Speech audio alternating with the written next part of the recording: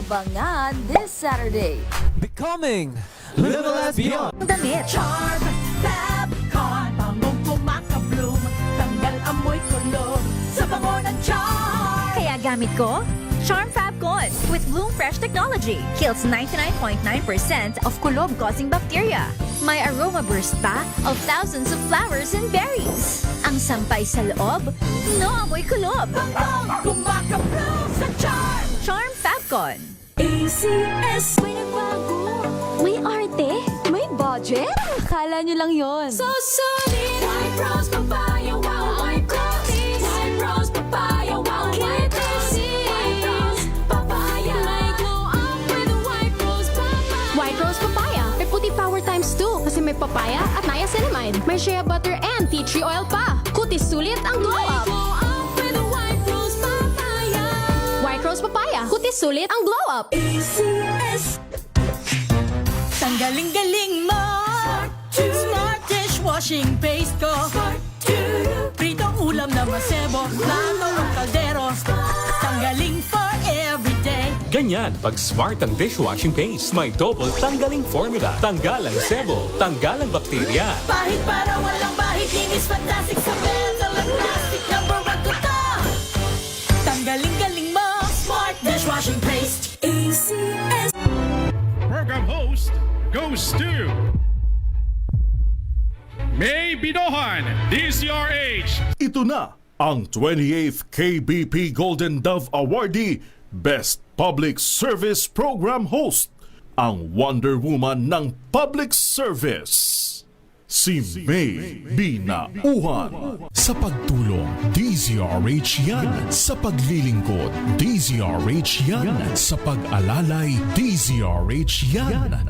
Nasa dugo na, nasa pagkatao na ang serbisyo sa bawat Pilipino. Ito ang pangakong hindi na magbabago sa pagtakbo ng panahon. DZRH Public Service Hour. Kasama ang Wonder Woman ng DZRH, si May Binauhan sa DZRH Radio, DZRH TV at DZRH Online. Pagtutulungang walang patid sa DZRH Public Service Hour.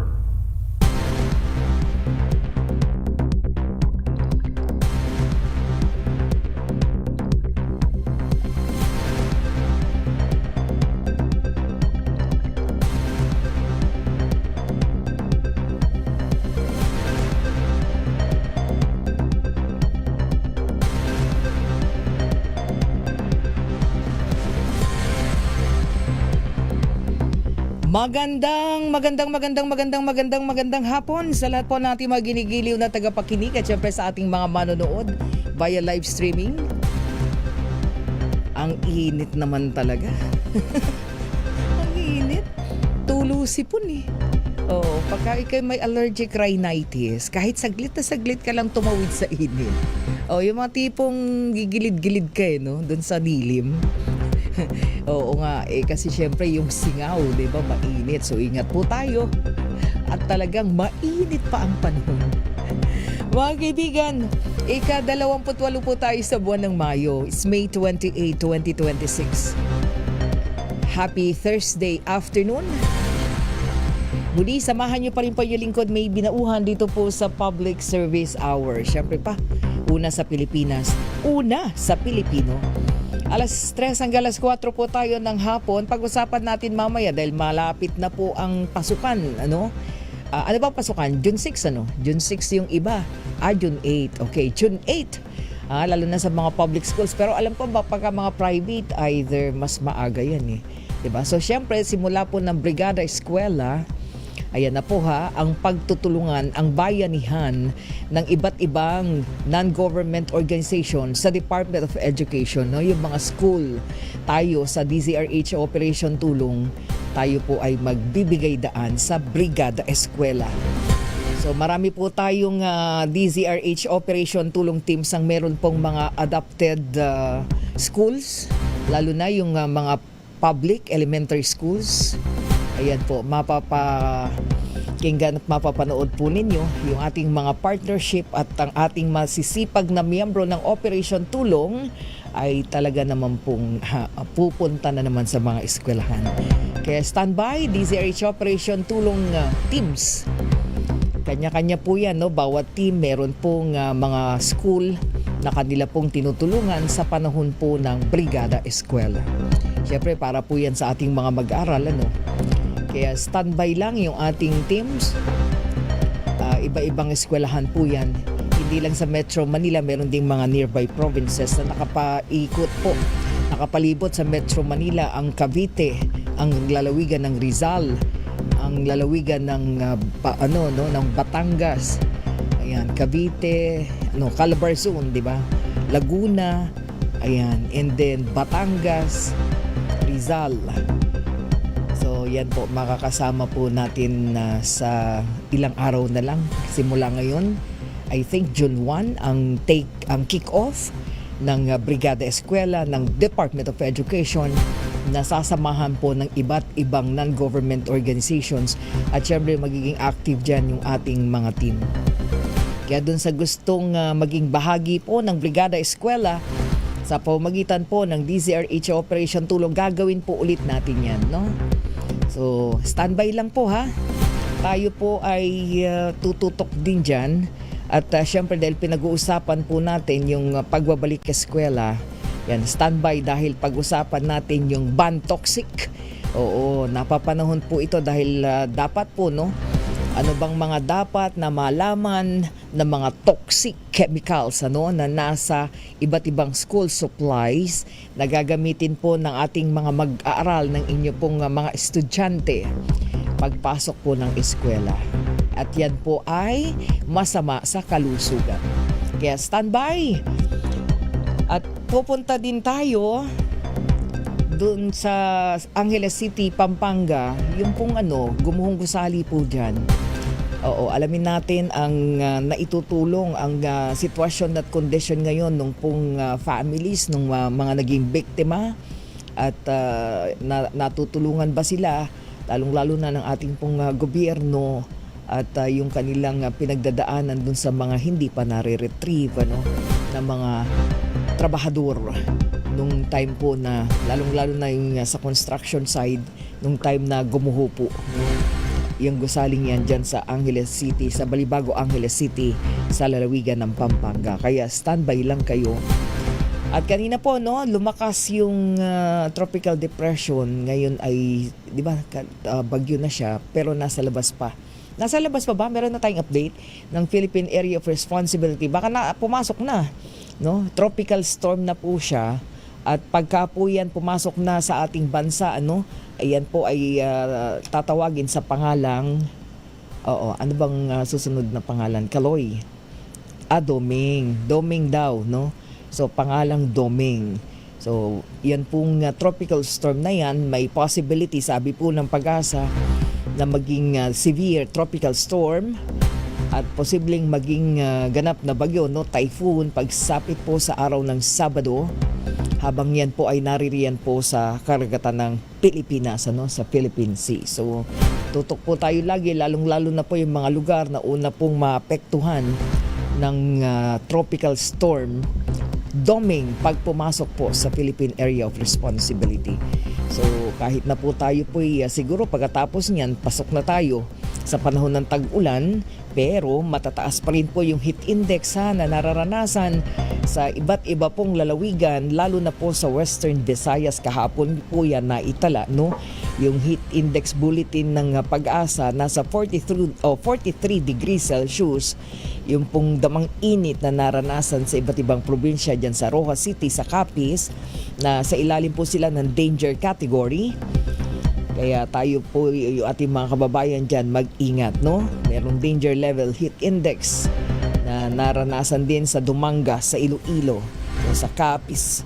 So, yan pong mga yan ay nabanggit na rin natin yan kanina. So, yan pong heat index level sa Western Visayas ay mananatiling mataas sa susunod pa rin ng mga araw.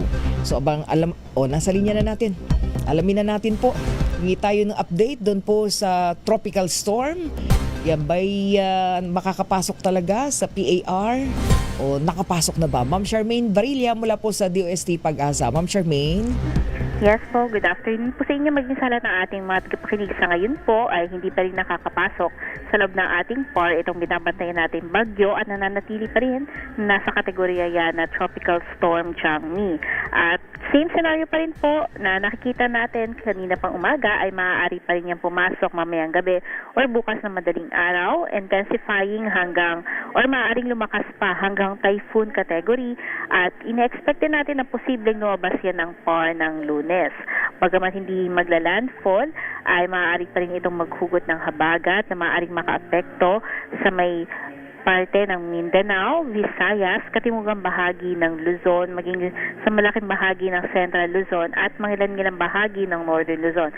Kaya asahan po natin na pagsapit ng Lunes, ang malaking bahagi ng Central Luzon kasama ang Metro Manila ay maaari na pong makararanas sa mga pagulan na dala ng southwesterly wind flow. At wala pa naman din po tayong opisyal na declaration ng pagsisimula ng ating hanging habagat, ngunit asahan po natin na within this week ay papalapit na nga po yan at antayin na lang po natin yung ating issuance for this for confirmation ng ating pagsisimula ng tag-ulan. Opo. Oo, Ma'am Charmaine, isa lang po possible na maging severe tropical storm at pagka nakapasok sa PAR, hindi pala siya Kaloy, Doming. Ang Yes pangalan. po, si Doming po. O kasi tapos na si Kaloy, Yes po, Oo. tama po. So si Doming, ang karakter niyan medyo may kalakasan o malakas? Opo. Malakas po siya, though and consolidated. Doon. So nakikita po natin, hindi natin masyado mararamdaman yung lakas niya kasi malayo po sa atin. And mababa naman po yung chance na magtaas tayo ng wind signal. Pero we're still not ruling out kung magtataas man, more on extreme northern Luzon part na lang po. Oo, at hindi siya yung magla-landfall, di ba, Ma'am Yes Charmaine? po, tama po kayo. Oo, at least hindi mag-landfall pero syempre yung epekto mararamdaman pa rin doon po sa mga lugar na malapit sa doon sa bagyo, sa mata ng bagyo. Yes po, tama po kayo. Okay, maraming salamat Ma'am Charmaine. Thank Yes po, you. maraming salamat. Thank you so much Ma'am Charmaine Barilla mula po sa DOST Pag-asa. So ingat-ingat lang po sa paparating na bagyo. Oras po natin mga kaibigan. 15 minuto makalipas po ang 3:00 ng hapon. Babalik po tayo.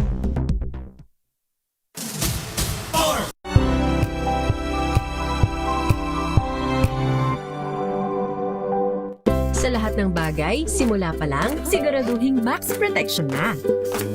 Kasi pag kulang ang proteksyon, baka madaling masira. Sa ngipin, dapat may max protection din. Max Alaga ng Unique Toothpaste. With Max Protect Formula, help stop cavities before they start, while keeping breath fresh. Try Unique Maximum Fluoride Protection. Para Max Alaga, Max Protektado. ACS.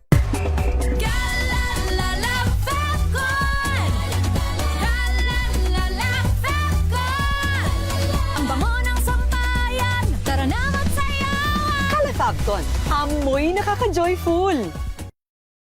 How you spend your morning can often tell you what kind of day you are going to have. Me, I always start my day with a fresh cup of my favorite MX3 coffee. Mahalagang paalala, ang MX3 capsule ay hindi gamot at hindi dapat gamitin panggamot sa anumang uri ng sakit.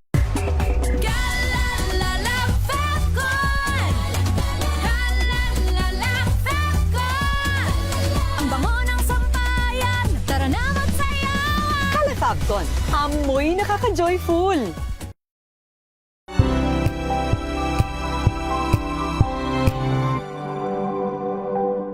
Hello, Washi! Laundry day na naman! Yay! Anong meron? Mancha ng chocolate, putik, may libag pa! Kaya natin yan!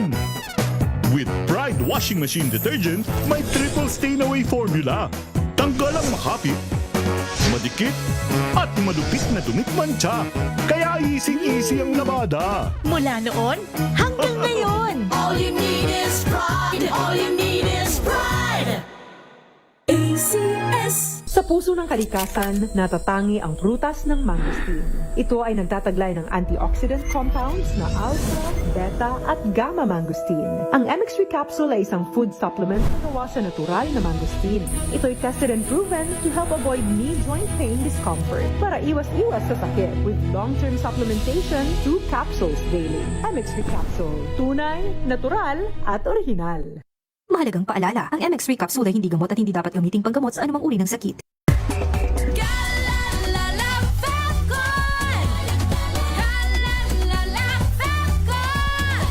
Ang bango ng sampayan, tara na magsayawan. Calefabcon, amoy nakaka-joyful. Araw-araw, iba't ibang mga bagay na dapat pagtagumpayan. Ang subok kong partner ay MX3 Capsule. Research-based na tested and proven. Helps avoid pain discomfort. Iwas-iwas sa sakit. Kailangan lang na long-term ang pag-inom 2 capsules araw-araw. Kasabay ng proper diet and exercise. I am able to make it with the right partner. MX3, dito ako bilib! Mahalagang paalala, ang MX3 capsule ay hindi gamot at hindi dapat gamiting panggamot sa anumang uri ng sakit. Oras po natin, 19 na minuto makalipas ang 3:00 ng hapon. Balik na po tayo dito sa ating programa. At ngayon puntahan natin ang area po ng Angeles City, dyan po sa lalawigan ng Pampanga.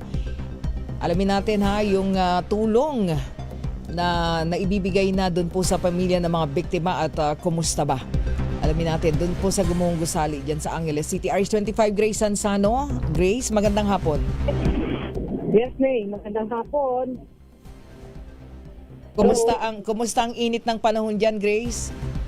Ay, naku po, sobra talagang eto na yung pangatlong araw ko ba ng pagko-cover sa gitna ng napakainit na araw dito sa tinatawag na talagang ito yung pinakang sentro ng Central Luzon itong Pampanga, kaya napakainit dito sa bahagi ng Balibago, Angeles City, kung saan nga tayo na tumututok para nga magbantay sa anumang kaganapan at development dito sa ongoing pa rin na retrieval, search and retrieval operation. Although kanina ang umaga ay yung pang-5 na isang lalaki ang natagpuan at nailabas na doon sa Gumuhong Gusali ng ito. Out of 16, minus 1 ulit, so 15. 15 pa yung natitira doon, May, na patuloy na hinuhukay at pilit ding para nga mailabas na. Umaasa ang mga otoridad na may buhay pa doon sa mga natabunan na iyon.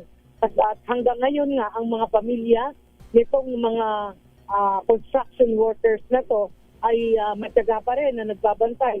Nagtitiis din sa init ng araw para rin para nga kahit paano maibsan yung kanilang nararamdaman.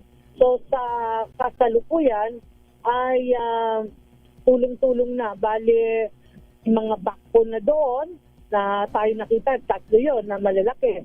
At any moment, hindi kasi pa rin may pwede yung gagamitan ng bakong bara-bara ang pagdakot doon sa mga debris doon. Yung mga concrete cement na mga nagbagsakan, yung mga bakal, hindi pwede. Kailangan pa rin talagang isa-isa, sabi nga ng Bureau of Fire Protection, maingat na iniaangat yan sila para hindi mag-cause ng mas malaking problema. Baka raw kasi sa isang konting pagkakamali ay mas bumagsak palalo yon, so mas mahirapan sa pag-retrieve doon sa 15 pang na natitira.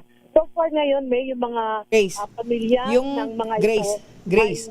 Alaga. Yes, Grace. Oo. Yung sinasabi mong mga pamilya, yung 15 na still hindi pa nare-retrieve kung nariyan nga sa loob ng Gumuhong Gusali, nandyan din ba yung pamilya at nakatutok doon sa ginagawang retrieval operations, Grace? Nandito kompleto? Mayroon itong tent na sarili itong mga pamilya ng nandito po na hinuhukay nga, nire-retrieve. Oo. Binigyan sila ng lokal na pamahalaan ng Angeles City, may pagkain doon. Inaasikaso sila.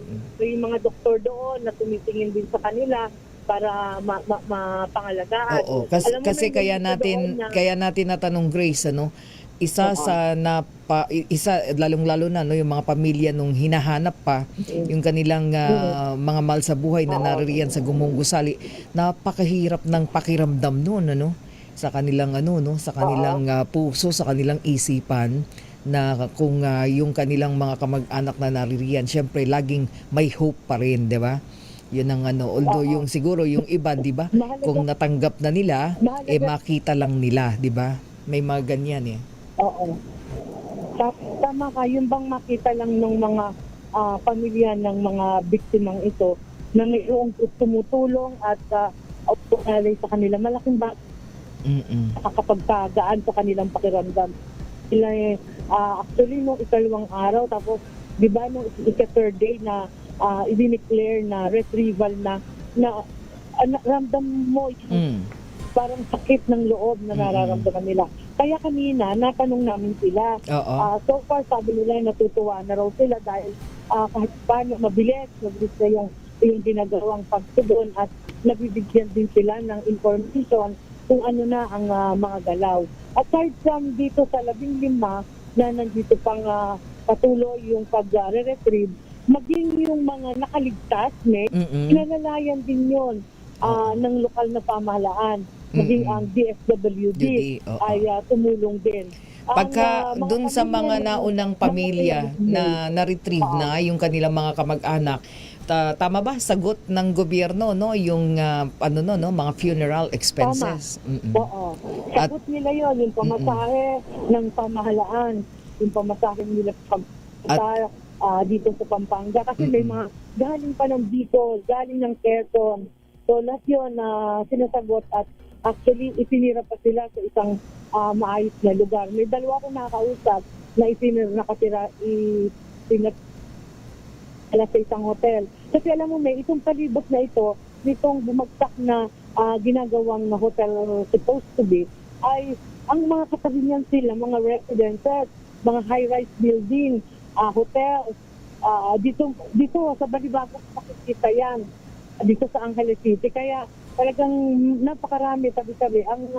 Pati may yung mga workers ng kasama doon sa 50 meters radius na pansamantalang hindi mo na pinapayagang mag-operate. At yun, tinutulungan, inaalalayan. Pinapuntahan ni Mayor Carmelo Lessasin II yung mga yan, mga establishment, para alamin kung sino-sino yung mga affected at hindi nga muna makapasok, makapagtrabaho para maalalayan, bigyan ng ayuda man lang. Kasi yung isang araw nga naman ngayon ilang araw na, pang 5 days. Kaya malaking bagay at malaking tulong para sa kanila na hindi muna nakakapasok. Yung mga nag-serve sa mga hotel, nakatabi nito, pansamantala, hinto yan, hindi muna sila makakapasok. Yung mga laundry, shop dito, marami rin dito ganyan. Kasi talagang ito yung parang business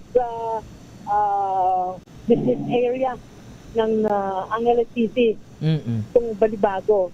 Kaya talagang nakatutok ang lokal na pamahalaan. Okay. At sabi ng mga pamilya, nakakausap ko rin kanina, panangaraw, magpakita na yung i-aris ng hotel na ginagawang yan, na bumagsak, at maging yung kontraktor. Dahil nangako nga rin si Mayor Carmelo Lessasin na yung shoot of order ay implementa talaga nila yon para lang magtungo at nakipag-ugnayan sa kanila, harapin nitong may-ari at maging noong kontratista yung nangyayari nito. So, ngayon kasi may LGU ang tumutulong, DSWD, at ang maging ang Red Cross, andun din para tumutulong din sila. Yes. Kasi ang mahalaga talagang maalalayan yung pamilya, lalong-lalo na yung mga naghihintay pa, 'di ba? Kasi medyo mahirap Tama. talaga sa damdamin ng isang pamilya yung ganyang trahedya, no? Yung ganyang sitwasyon ngayon na kung saan nasadlak yung kanilang mga kamag-anakan. So at least bawat ma-retrieve ay nakahanda agad ang gobyerno kung anong tulong yung maibibigay at yung tulong na naibibigay araw-araw doon sa mga pamilya naghihintay pa, no, na matagpuan yung bodies nung kanilang mga naguhuang miyembro ng pamilya. Okay, maraming salamat, Grace. Okay, May. So yan yung ating update pa rin. Wala rito sa Balibago, Angeles City. Ito si RH25, Grace Jerason Sano. Una sa Pilipinas, una sa Pilipino. Maraming salamat, RH25, Grace Vera Sansano. Standby lang po, ha? At pupuntahan na natin ang band Toxic. 28 minuto na po makalipas ang 3:00 ng hapon. Ang oras na yan.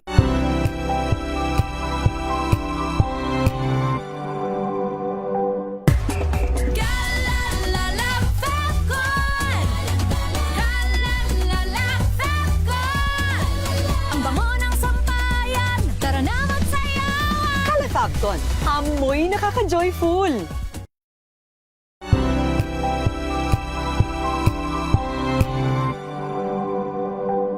Wow, ang saya.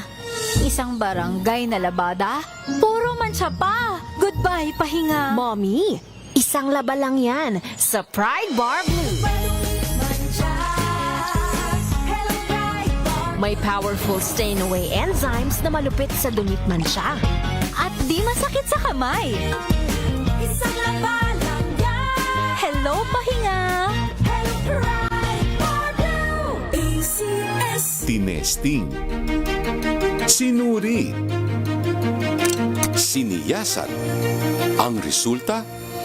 Super effective ang Shield sa pagpatay ng bakterya at virus. Shield Antibacterial Soap. Believe ang mga eksperto sa Philippine Nurses Association. At si Mami. Tiwala ako sa Shield. Shield Antibacterial Soap. Napatunayang mabisa. Ang mga nurse, tiwala. ACS.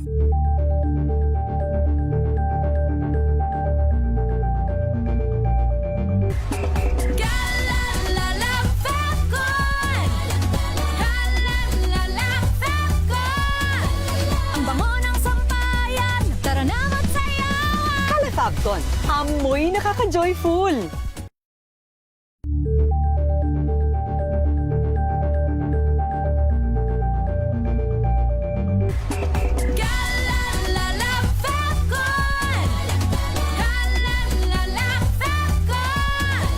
Ang bango ng sampayan, tara na magsayawan. Calefabcon, amoy nakaka-joyful.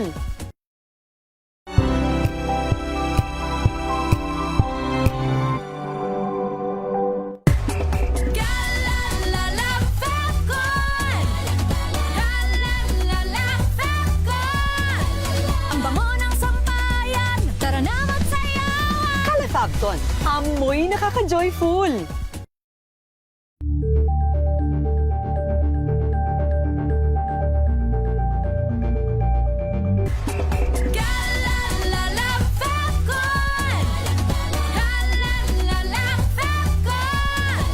Ang bango ng sampayan, tara na magsayawan. Calefabcon, amoy nakaka-joyful.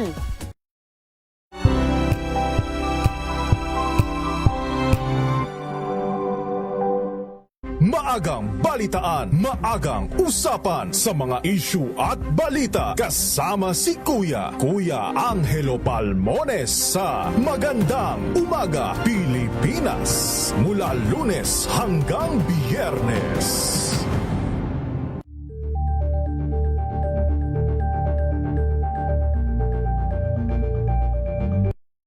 Na ang gantingan para sa kalikasan. Ang itinanghal bilang Best AM Radio Program Host ay si Cesar Chavez para sa special on Saturday ng DZRH.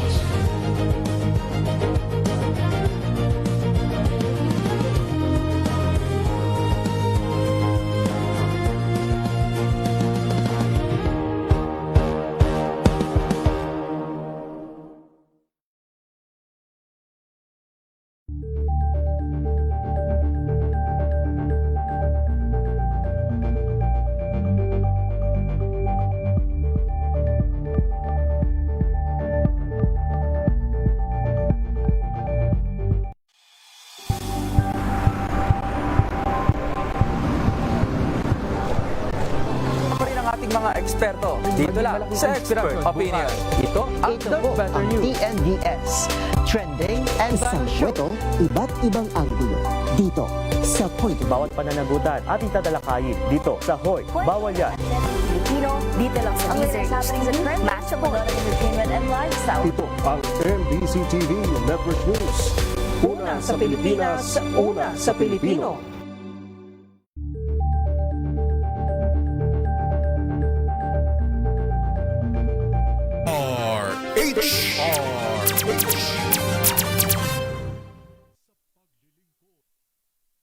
Sa pagtulong, sa paglilingkod, sa pag-alalay, kasama si May Pinauhan sa DZRH Public Service Hour.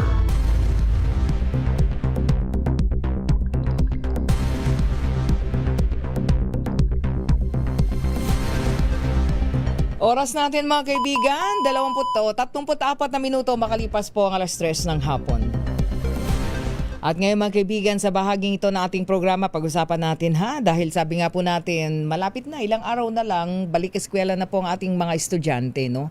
Ang ating mga mag-aaral, lalo na po yung mga nasa, yung magbibrigada eskwela na of course, pero pag-usapan natin dito yung sa pangkalahatan, nakaligtasan po ng ating mga estudyante sa mga tinatawag na toxic, supplies na ginagamit nila pagdating po sa eskwelahan. So pag-usapan natin yung mga dapat malaman sa mga toxic chemical na tinataglay po ng ilan sa mga school supplies o marami. Alam natin pagka ganyan, iingatan kasi syempre pag sobrang mura diba? So dahil nalalapit na ang pasukan, eto makakausap po natin ang Ban Toxic sa pamagitan po ng kanilang toxic campaigner.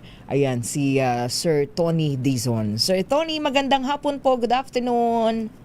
Magandang hapon, Miss May, at magandang hapon po sa ating mga taga-subaybay, taga-pakinig sa iyong programa. Oo. Sabi ko, Sir Tony, pag sinabi kasing toxic, maraming ibig sabihin. Tatanong kita, toxic ba ngayon ang sobrang init ng panahon? Nako, hindi lang siguro toxic, talagang climate problem na natin ito dahil tawag nito, pabago-bago talaga yung ating panahon at maraming Miss May, maraming contribution dyan kung bakit nagiging ganito yung ating klima, yung ating temperatura, sobrang init talaga. Init, kaya nga. Kumbaga, nahihirapan kang lumabas, especially dun sa mga oras na sobrang tirik yung araw. Oo. Tama yan na dapat lalabas kasi kailangan mo sa takot mo din, dahil iba talaga ang sikat ngayon sa ating tawag nito, sa ating mga skin, ibang klase ang dating na tipong alam mo magkakasakit ka after na nabilad ka talaga ng todo. So syempre pagdating doon, toxic din tayo pag pinag-usapan ng ating lipunan, di ba? Sir Tony? Tama yun. Ayoko na makadagdag yung sa toxic na nangyari sa ating bansa, kaya mas dito na lang namin pinagtutunan yung aming expertise dito sa mga issues na ito, lalong-lalo at may kaugnayan sa ating kalusugan. Tama. So eto na, dahil una-una mga anak natin, mga mag-aaral, mga estudyante ang pangunahing magiging dito, apektado. So ito, pag-usapan na po natin, Sir Tony, dahil kayo po, unang-una, yung Ban Toxic ba? Teka muna, yung organisasyon, kumusta po ang latag ninyo pagdating dito sa usapin ng mga school supplies ng ating mga mag-aaral? Ano ba yung, pag-usapan ba natin dito, yung karaniwang toxic chemicals na meron taglay, yung mga school supply na binebenta sa palengke, of course, sa merkado? Tama yun, Miss May, medyo matagal-tagal na rin, siguro mga ilang taon na rin natin ito talaga na binabantayan dahil pangunahin talaga doon sa aming advokasya ay yung kalusugan ng ating mga anak ng mga bata, lalong-lalo na doon sa kanilang mga kagamitan.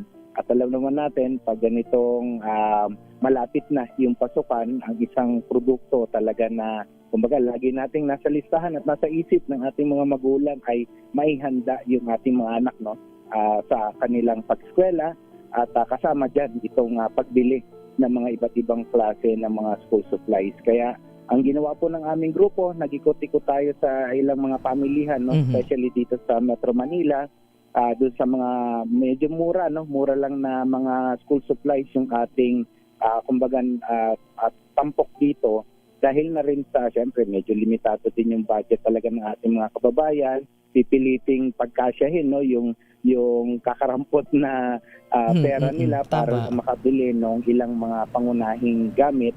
At ito rin yung aming naging pamantayan para pumili lamang, no. Kaya po doon sa ating panawagan, ilan lamang ito doon sa mga school supplies na ating binili, sinuri.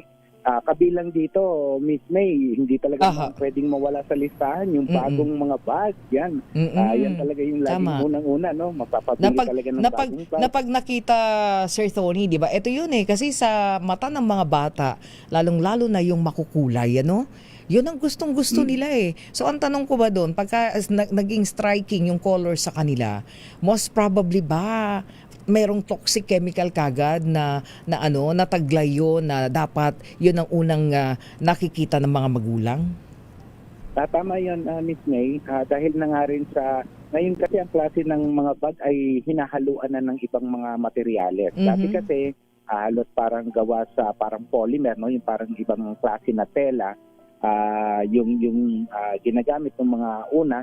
Kaya nga hindi siya ganun ka-colorful. Ngayon po halos mix na Meron ng, yung iba nga may parang may kapirasong tarpaulin pa na materials na ginagamit. Kasi nga doon nila piniprint, no? Doon nila nilalagay yung kanilang mga disenyo. Meron po ay talagang halos plastic na, no? Hindi nga siya mababasa pero kaya plastic yung ginamit na mga medyo yung iba ay hard plastic pa talaga. Tapos dito sa mga ganitong klaseng materyales, mas madali mag-imprenta ng mga disenyo. Kaya po yan po yung ilan sa mga ginamit nating pamantayan dun sa pagbili o pagpili ng mga susuriin natin ng mga school supply. Opo. Dito may nagtatanong agad bakit daw ba delikado sa kalusugan ng mga bata yung exposure dun sa tinatawag niyong mga toxic substances, at pwede daw pong ma-identify yung mga toxic talaga na yun na dapat malaman din nga nitong ating mga parents, lalong-lalo na doon sa mga first time na magiging nanay at tatay na maghahatid ng kanilang estudyante, di ba, sa school o bibili ng mga gamit. Tama yan, Miss May. Kung makikita nila dun sa ating posting sa social media, i-announce ko lang po, no, sana ma-like, follow, and share ng ating mga listeners, viewers, yung aming Facebook page para po nakakasubaybay tayo dun sa mga nasusuri ng aming grupo. Dito po sa mga school supplies ay namili tayo ng mga bag, no? Kasi talagang yan yung isa sa listahan, no? Pangalawa ay mga water container kasi nga mainit, sigurado maghahanap ng paglalagyan ng inumin yung mga bata. Sinama rin natin yung ilang mga school supplies, kabilang na dyan itong mga plastic plastic envelope, yung medyo makapal po, yung medyo maraming pwedeng ilagay kasi kung medyo limitado ka sa bag, wala kang bag, baka doon na lang sa plastic, colorful plastic envelope mo ilagay yung mga gamit. Meron din tayong sinuri na mga klase ng mga pencil.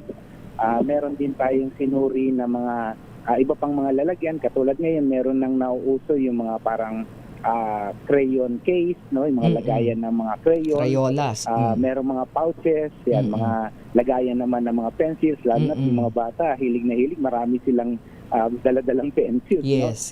Sa pagpasok. So, hindi naman po lahat talaga ng school supplies ay ating nasuri dahil na nga rin doon sa mga previous natin na mga testing na ginawa na hindi naman tayo nakakita talaga ng presence katulad ng mga notebook, kahit po sabihin natin na printed notebooks yung makikita natin ay wala naman po, non-detectable naman po yung presence ng chemical doon. Siguro na lang, no, yung baka pwedeng na lang yung mga medyo simpleng klase na lamang na mga iba pang mga kagamitan yung ating bilhin. Dahil nga po dito sa mga nasuri natin na Miss May, nako po, talagang meron kayong nakita doon sa mga nasuri ninyo, may mataas na level talaga ng toxic substances? Tama po yun. Nakitaan natin to ng presence ng lead o tingga at meron din po itong cadmium. Mula po ito doon sa mga kulay na ginamit mismo dito sa mga ganitong klaseng mga kagamitan. And at the same time ay ano na kasi ngayon yung ginagawa pong sistema o pamamaraan ay inihahalo na kasi nila yung pangkulay dahil ang purpose po nitong ganitong klaseng mga chemical, Miss May, ay naglo-long last yung kulay niya. Hindi kagad nakukupas, hindi kagad natatanggal o nababakbak. Kaya po nilalagyan nila nitong ganitong klaseng mga additives. Kaya po, kaya pag nakita natin sa pamilya, naku po, mahihikayat ka talaga kagad dahil At saka sir, pagka sir, napapansin niyo, meron tayong sumbong minsan na nakarating sa atin, na pagka yun, napunit-punit, di ba meron yan, na makikita mo talaga, yung parang kadiri, yung plastic, di ba? So, meaning pagka ganun ba, talagang, na yun, toxic yun, na parang hindi mo maintindihan yung lagkit, yung ganun. Tama po yun, lalong-lalo na pag mga plastic na gawa ng materyales, may nagre-release pa siya ng odor, no? Yung parang yung mga bata nga, gustong-gusto yan, pag amoy bago, amoy plastic, pag plastic yung gamit, ay amoy bago, no? Pero sa totoo lang, nagre-release po siya ng odor, kaya nga po, ang isa sa nire-recommenda natin sa mga parents, pag bumili po ng mga bagong gamit, lalong-lalo na kung gawa po ito sa plastic, ay huwag mo nang ipagamit sa mga bata. Kung mas possible, kung pwede, ilabas muna para lang po sumingaw, yung odor dahil sumingaw ito. Dahil nga yan ay ma-absorb, no? Ang World Health Organization may 3 pamamaraan na sinasabi para ma-expose po yung ating mga anak. Sa pamamaraan po ng una ay ingestion, kung napasok yan sa kanilang bibig. Inhalation, kung nasinghot po yung mga chemicals na yan. At yung pinakahuli po, kabilang na rin ay yung thermal contact. Ibig sabihin, pag nahawakan po natin, so delikado. Hindi tayo na nakakapaghugas ng kamay o nakakapaglinis ng katawan, ay na-absorb po yan ng ating katawan. Ayun. So yun na yung mga epekto, no, sa kalusugan ng ating mga mag-aaral, kapag na-expose sila diyan sa mga toxic material. Ganito po, no. Syempre kapag bibili ng gamit nga itong ating mga parents, syempre laging kasama yung mga bata, sila yung nasusunod, ano po yung yung pamamaraan para nang sa ganun malaman nila, no, ano ang kanilang pagbabasehan para masuri nila na toxic free, no, yung bibilhing mga gamit dun sa mga pinag-usapan nating mga bibilhin. Napakaganda po ng tanong yan din yung madalas na binabanggit sa atin, no? Ano ba yung mga palatandaan, ano ba yung pwedeng maging tips natin sa ating mga consumer pag namili sila. Unang-una po, napakahalaga po talaga na binabasa natin yung mga product information. Yes. Ibig sabihin po, bawat school supplies po, dapat po ay may kaakibat yan na mga etiketa. Nakalagay po dapat yan. Sa mga regulations po natin, dapat po merong 5 pamamaraan na Miss May para malaman natin kung kompleto yung product information. Kabilang na dyan, siyempre kailangan nandyan po nakalista, no, yung pangalan ng manufacturer, address nito, saan bansa ba ito galing. Kabilang din po dapat dyan yung iba pang mga impormasyon, kasama doon yung mga ingredients, ano ba yung mga materyales na ginamit nila dito sa pati pang kulay, kailangan po mailagay nila doon. Other informations pa po, kabilang na dyan yung mga ano ba yung safety hazards, may choking hazards ba ito, may chemical hazards ba na dapat na bantayan tayo. At yung pinakahuli po sa requirements, dapat po ay meron itong mga tinatawag na ang DTI po meron tinatawag sila na Philippine Standard Mark dapat po meron tayong makita niyan. Or di kaya pagdating po sa FDA, dahil sila po yung regulatory agencies natin pagdating sa school supplies, dapat po may license to operate number ito. Ibig sabihin po, binibigay yung LTO number doon sa mga registered at saka notified na mga manufacturers or importers na dumaan po dun sa proseso ng pagsusuri, tinest nila yung gamit, at kung pumasa po ito ay bibigyan sila ng pahintulot na ibenta yan dito sa ating pamilihan. Pag wala po nitong mga requirements na ito, kahit po sabihin po natin medyo mura, abot kaya ng budget natin yung school supplies, please po maghanap na lang tayo. Total, napakarami naman din pong iba pang mga school supplies na ating mabibili.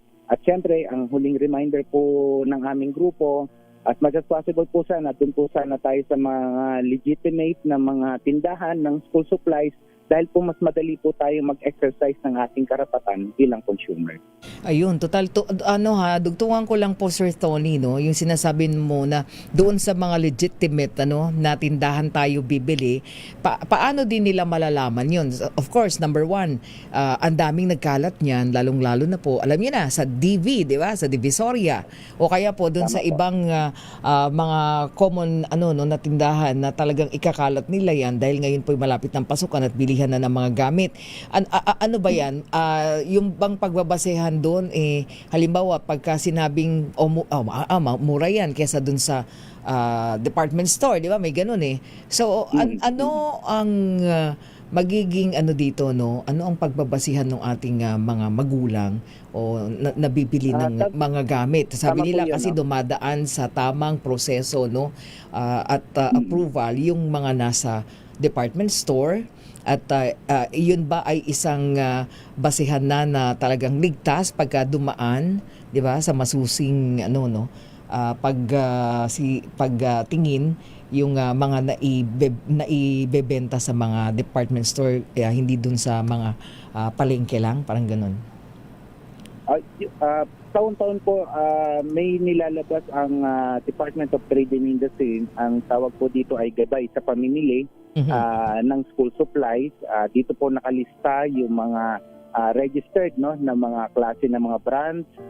Ganon din po yung presyo. At inaasahan nga sana natin na Miss May na nitong early pa lang, ngayong maaga pa lang, na kung saan hindi pa gaano karami, o sabihin na lang natin medyo marami na yung mga nagtitinda ng mga school supplies, ay ito yung panahon para talaga umikot dun sa ating mga pamilihan. Kabilang na din po dyan yung ating mga local government, dahil po para mas masiguro na safe yung mga school supplies na itinitinda ng ating mga mamimili, ang mga nagtitinda. Kasama din po dapat din dyan yung on-site inspection para po on the spot malaman po kagad natin kung rehistrado ba yung mga school supplies na itinitinda. Ang hangarin po kasi sana natin dito ay maalis na po kagad dyan sa mga pamilihan ito pong mga hindi rehistrado, hindi notifikado ng mga school supplies para po hindi na umabot pa sa kamay ng mga consumer natin, lalong-lalo na ng mga parents, itong mga school supplies. Dahil po napakahirap na po pagka nabili na nila yung mga produkto, tapos yun pala ay hindi pala itong mga rehistrado ng mga school supplies, ay may posibilidad po na sila ay ma-expose yung kanilang mga anak dun sa mga klase ng mga chemicals na nasuri po natin. Ayun, oo. Napakahalaga po nung sinabi niyo na yun, para nang sa ganun. Ang hirap kasi minsan sa hirap ba ng kita ng pera ngayon, di ba, Sir Tony? Siyempre yung mga parents pupunta sila dun sa pinakamura, di ba? Na pwedeng mabili at sasabihin nila sa mga anak nila, sige, di bali, pagka nagkaroon tayo ng pera, bibili tayo ng mas di ba? Pag nasira yan, bibili tayo ng medyo mas mahal para matibay. Di ba? May mga ganun di ba, Sir Tony? Tama ba yung ganung pag-iisip? Ang ginagawa siguro mga previous years, pero ngayon medyo hindi na natin napapansin or hindi lang siguro na anunsyo sa media. Taon-taon ay dapat merong nilalabas, pinapaskill. In fact, alam ko nagpapaskill before ang DTI dun sa mga malalaki sa mga pamilihan. Ito yung magiging parang parang magiging pamantayan yung mga pangalan ng brands, nakalista po yan. Kaso nga lang sinasabi nga namin sa DTI, kumbaga baka pwedeng ilagay din nila yung safety nito, lalong-lalo na kung may mga markings kasi hindi tayo nakakakita ng ilang mga markings doon sa mga school supplies. Bagamat ngayon meron na may mga ilan mababasa tayo ng non-toxic, safe, yung school supplies, pero hindi lahat po kasi ng school supplies ay may ganong mababasa yung ating mga consumer. May na po talaga merong gabay na inilabas, at siyempre pinakamadali po ay yung pagsasagawa po talaga kagad ng on-site inspection. In fact, in-encourage nga po natin ng FDA, ang DTI, kahit nga po isama po kami doon sa mga lugar kung saan kami nagsagawa ng monitoring para po mismo sila makita nila, ma-check din po nila, ma-validate, makita yung mga school supplies kung ito po ba ay mga legitimate kumbaga pinahihintulutan,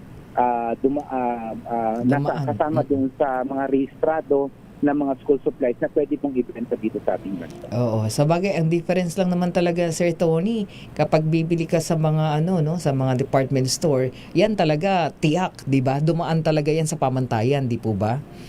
Kasi tama po yun. Kasi yun ang pinaka-safe. Inaasahan sana natin Miss May na nagko-comply. Bagamat hindi tayo nakakapag kumbaga hindi kasama doon sa pag-aaral na ginawa natin yung mga nasa loob ng mga malls, pero syempre warning na rin din po ito sa kanila kung sakali pong meron kayong tinitinda dyan na mga hindi rehistrado na school supply, sana po ay mabigyan ng pansin ng ating mga taga Food and Drug Administration na ma-inspect po ito. At syempre, Miss May, na-encourage naman natin yung mga mga manufacturers or importers. Kung tingin niyo naman po na safe at rehistrado yung mga school supply, much more po dapat nga po mas pinopopularize po ito. Ibig sabihin, pinapaskill, pinapaabot sa publiko na safe sa anumang mga nakalalasong chemical yung kanilang mga produkto. Ayun, okay. Sir Tony, maraming salamat po. Thank you very much. At harinawa yung mga nakinig sa atin at nanood, maging reminded sa hindi yung mga lalong-lalo na hindi pa nabili ng gamit. Maraming salamat po. Yes po. At siguro samantalin ko na lang, Miss May, sa Sige yung po, programa, mahikayat natin yung ating mga parents, mga kababayan. This coming June 1 po ay simula na po ng Brigada Eskwela. Opo. Ang topic po ay makikilahok. Wow. Maglilinis po tayo dahil isa po sa aming kampanya ay yung pagpopromote po ng tinatawag na Toxic Free and Waste Free School. So, siyempre magkakabit po yan dalawa, yung mga maiwasan, yung presence ng mga chemical sa loob ng ikalawang tahanan ng ating mga anak, yung eskwelahan, at siyempre mapangasiwaan din natin yung kanilang mga panapon. Sige po, sama-sama tayo, Sir Tony. Maraming salamat po. Maraming salamat, nabuhay po kayo. Maraming salamat at nakausap natin ang toxic campaigner po ng Ban Toxic, si Sir Tony Dizon. Oras natin, 55 minuto makalipas po 3:00 ng hapon.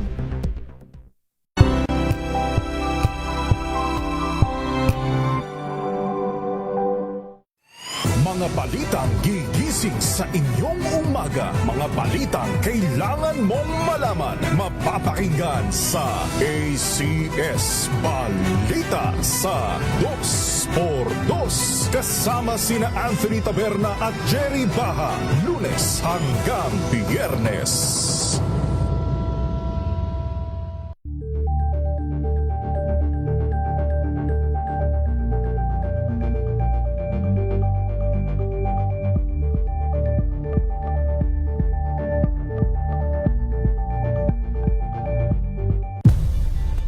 Nagsimula sa pangarap hanggang sa maabot ang tagumpay.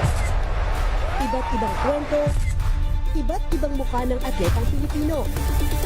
Mas pinatindi, mas pinalakas, at mas pinaaksyon sa Match Point tuwing Sabado, 12:30 ng tanghali sa DZRH TV.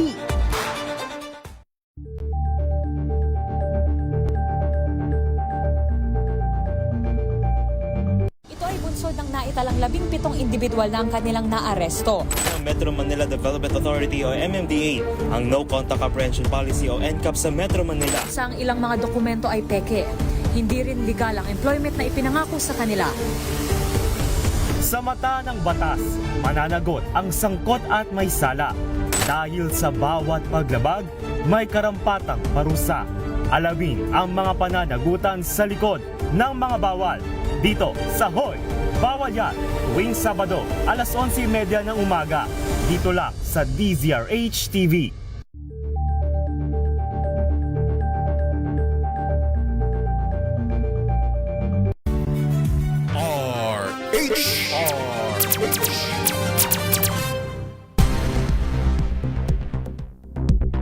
Oras natin mga kaibigan, meron na lamang tayong 3 minuto at 4:00 na ng hapon.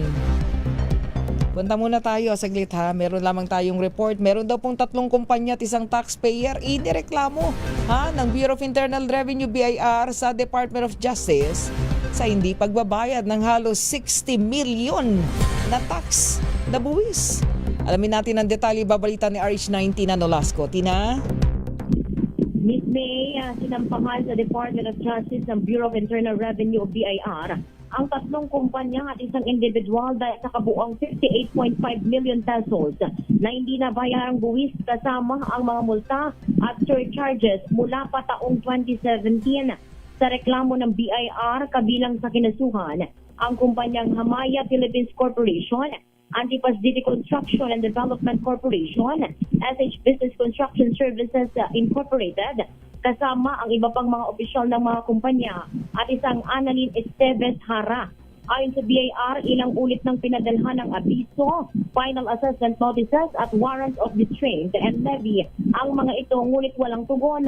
Oras na mapatunayang nagkasala sa ilalim ng Section 255, maaaring makulong ng 1 hanggang 10 taon at pagmuntasin ng ibababa sa 10,000 pesos ang mga akusado, bukod pa sa ibang mga parusa para sa mga opisyal ng kumpanya. Sa kasalukuyan, umabot na sa 78 ang kabuang kaso na naisampa ng BIR sa DOJ sa ilalim ng Run After Tax Evaders Program. Ito, si RH19 na Nolasco para sa DZRH. Una sa Pilipinas, una sa Pilipino. Maraming salamat RH19 na Nolasco. Ayan. Batiin lang muna natin again ang ka-girly Plato. Ang butihing may bahay po ng Congressman Salvador Caador Plato ng 6th District ng Bulacan. Happy birthday! Ayan, ka-girly Plato. Siyempre, ang pagbati galing po kay Kong Ador at sa inyo pong mga anak, mga apo. Ayan, happy birthday po. Talaga magkasunod kami ng birthday. Di ba? Kaya pareho kaming mabait. O pati si Mencho Sobrevega ng DCRH Operation Tulong Maginhawa, ay birthday din pala ngayon ng Ale. Aba, happy birthday. Parang di naman namin naramdaman. Ayan, happy birthday. Naku, wala na tayong oras. At of course, Sir James Brillantes. Ayan, maraming salamat po sa mapagbati ninyo ng Batang San Miguel. Ang tatak niyan si retired Police Brigadier General James Brillantes at yung kanilang buong tropa, Wala na po tayong oras. Susunod na po, Mayor Lakay Deo Macalma at Miss Thea Petro Corpus sa programang DZRH Break Time. Maraming salamat, Iza Gabriel at syempre si Het nandyan, Het Del Moro, RHTV. Muli ako po si May Binauhan. Syempre pa, para sa DZRH, una sa Pilipinas, una sa Pilipino.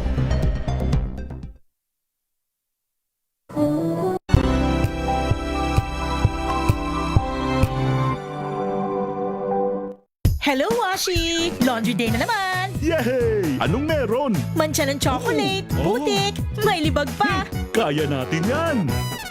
With Pride Washing Machine Detergent, may triple stain-away formula. Tanggal ang makapit, madikit, at malupit na dumit mancha. Kaya easy ang labada. Mula noon hanggang ngayon! All you need is pride. All you need is pride. ACS. Maulan man, no worries na amoy kulob ang damit. Charm, Fab, Con, bangong kumakabloom. Tanggal amoy kulob sa bango ng Charm. Kaya gamit ko, Charm Fab Con with Bloom Fresh Technology. Kills 99.9% of kulob-causing bacteria. May aroma burst pa of thousands of flowers and berries. Ang sampay sa loob, no amoy kulob. Bangong kumakabloom sa Charm. Charm Fab Con. ACS. Wow, ang saya. Isang barangay na labada, puro mancha pa. Goodbye, pahinga.